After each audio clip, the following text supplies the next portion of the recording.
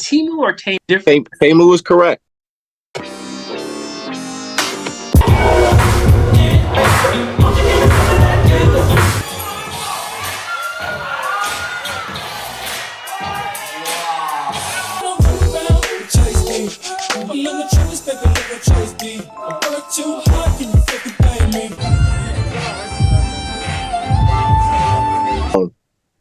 And the more I got into that and heard that, I was like, yo, you know what? I think I can do that, man.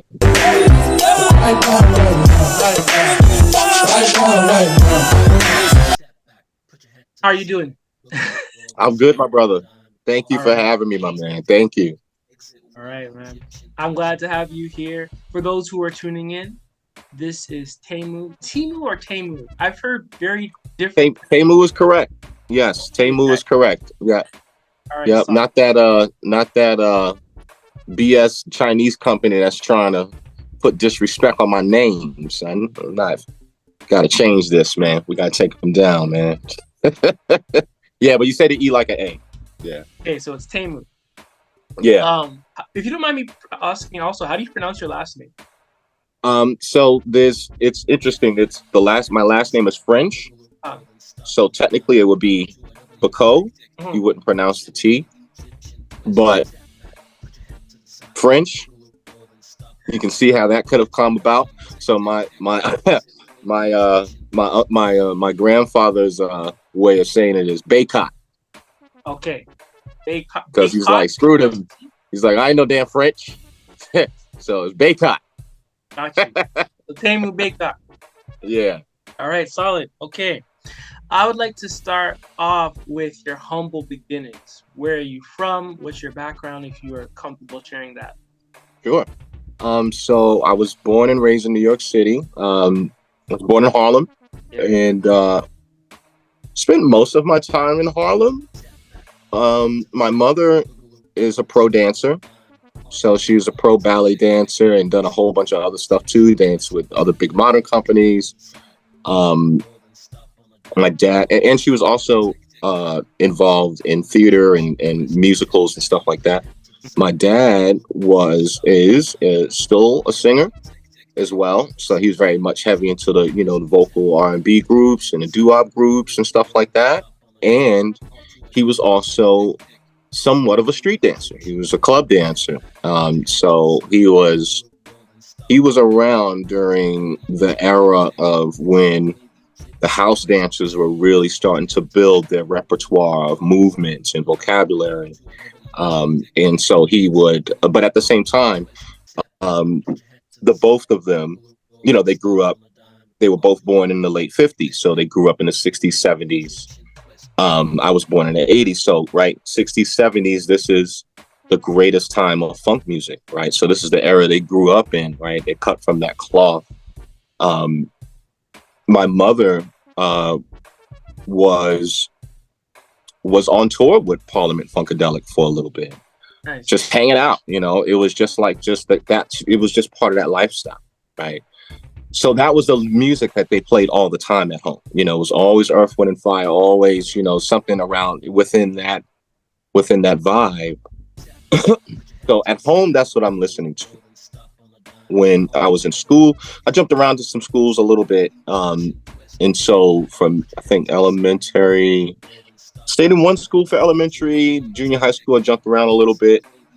But needless to say, because of those public schools and because I'm, out in the world, you're hearing what's going on in modern music, right? And also my dad, he was very interested in what was going on in terms of what, the modern music. So modern music at that time was, the cutting edge stuff, right? That was Teddy Riley, right? That was, stuff from that, from that cloth, right? So yeah, your New Jack Swing, your early R&B, kind of modern R&B stuff, just pulling out of the funk. And of course, a whole lot of hip hop stuff I was, listening to. So Wu-Tang and, all of that. So there was all of those influences coming at the same time.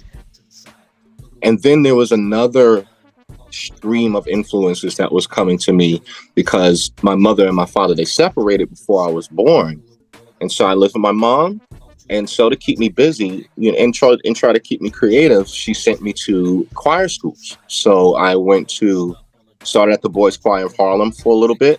Mhm. I was there for a few years, and it's very, very, very, very hardcore training, right? So they do not play around. They'll hit you. You know what I'm saying? Like they don't play around.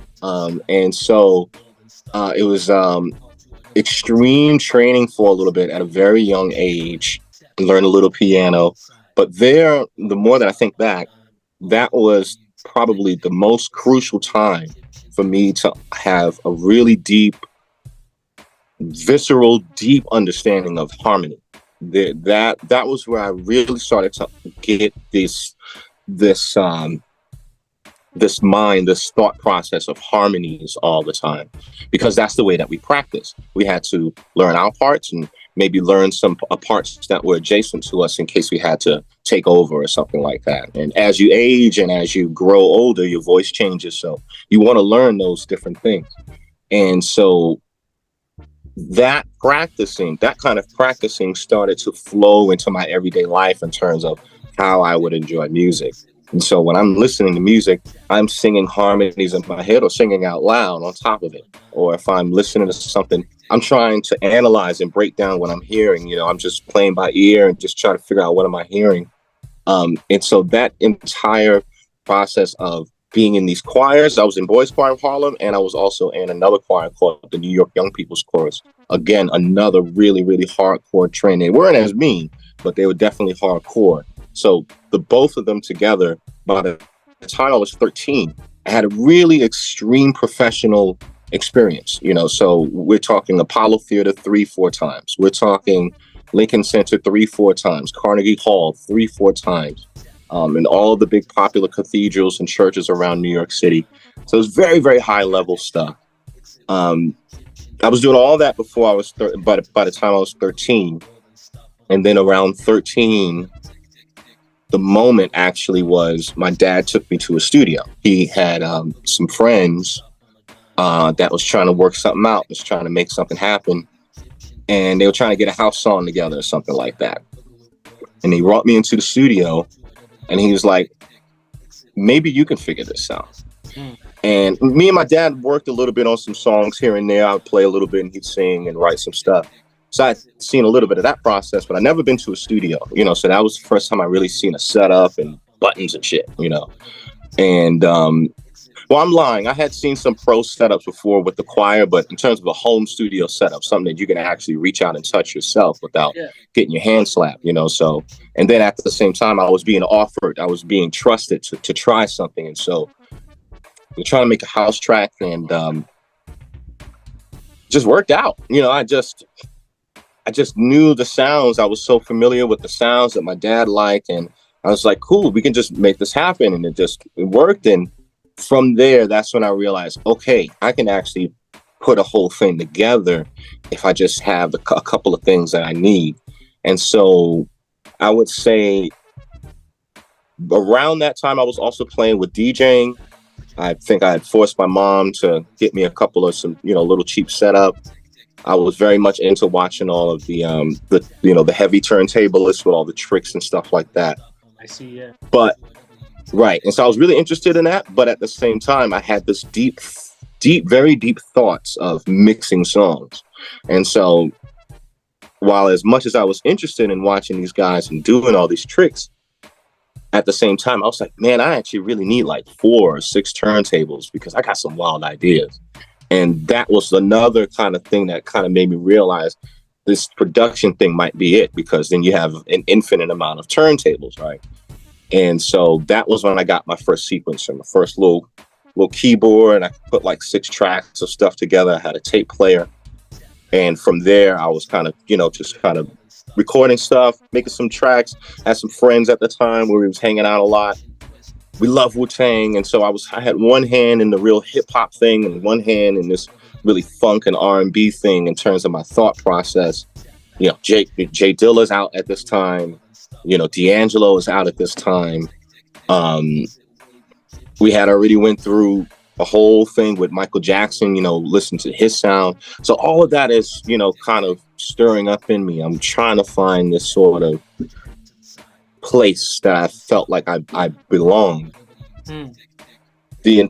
All that throughout that entire time, I'm watching Michael Jackson. I'm watching MC Hammer. I'm watching Usher was just about to come up at that time, right? So I'm seeing these dancers, I'm seeing these street dancers, I'm seeing these people in the videos trying to copy this stuff.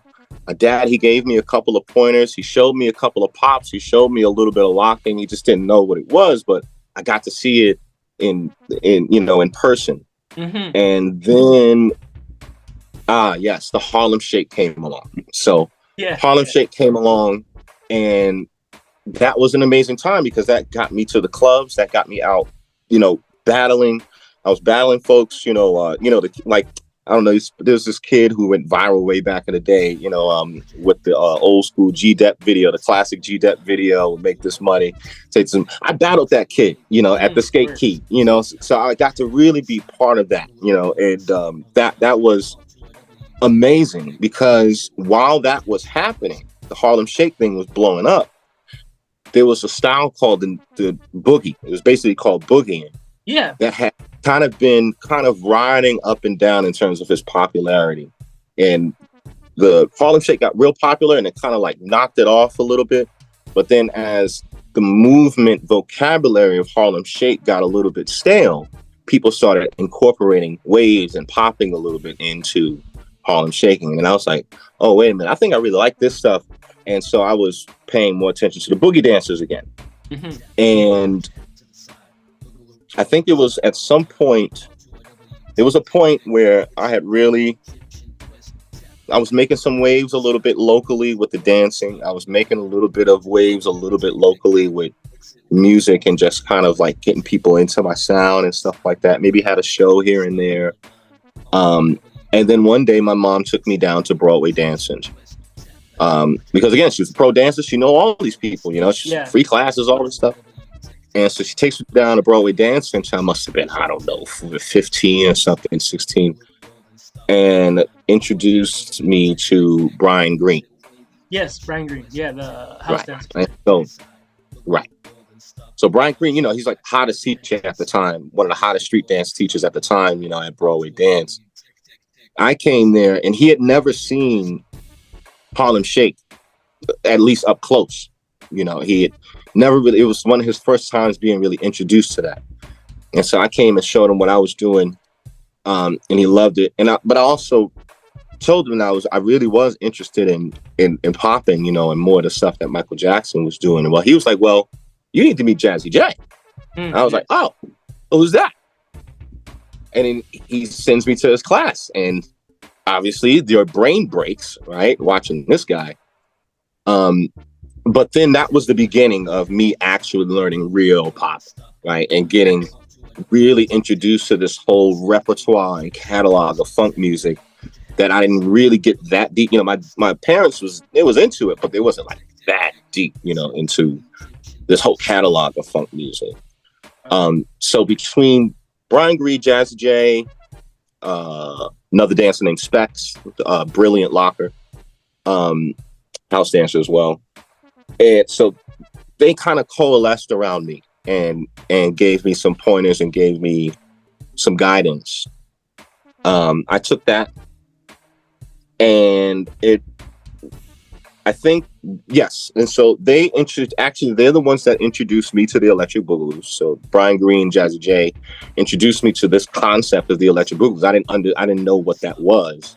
I didn't understand that those were the guys in the Michael Jackson Thriller videos. Those were the guys that taught Michael, very much about how how to dance, They developed the moonwalk and stuff like that. So they were the ones that helped me understand that and kind of put me into the feed of the poppers and lockers.